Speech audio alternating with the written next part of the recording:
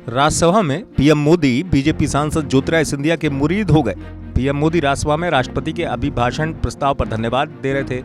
इस दौरान उन्होंने कृषि बिल को लेकर ज्योतिरादित्य सिंधिया और केंद्रीय मंत्री नरेंद्र सिंह तोमर की तारीफ की। पीएम मोदी ने सिंधिया के कृषि कानून पर राज्यसभा में दिए गए भाषण पर कहा कि उन्होंने काफी शानदार तरीके से अपनी बात रखी और कृषि कानून को लेकर फैलाए जा रहे अफवाह को मुंह तोड़ जवाब दिया।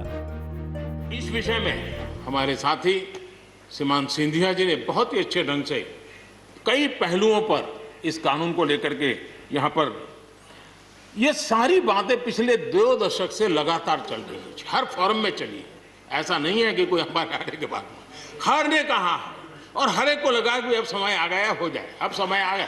ये ठीक है, फुट स्टॉप कॉमा कोई इधर उधर हो सकता है, कोई ये दावा नहीं कर सकता है कि भाई हमारे समय की सोच बहुत ही बढ़िया थी।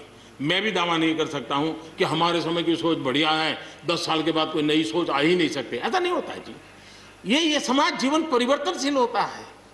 आज के समय हमें जो ठीक लगा चलो चले, आगे सुधार करेंगे, नई चीजों को जोड़ेंगे। यही तो प्रगति का रास्ता होता है जी।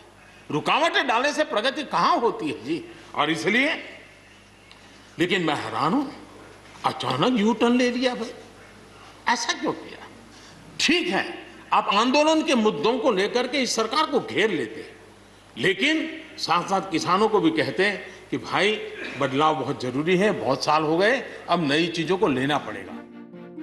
दरअसल सिंधिया ने राज्यसभा में कहा था कि 2019 में कांग्रेस के घोषणा पत्र में कृषि कानून की बात की गई थी, लेकिन कांग्रेस नेता अब इस कानून पर सवाल उठा रहे हैं। सिंधिया ने इस दौरान कृषि कानून को देश की जरूरत भी बताया था और इसकी वकालत की थी।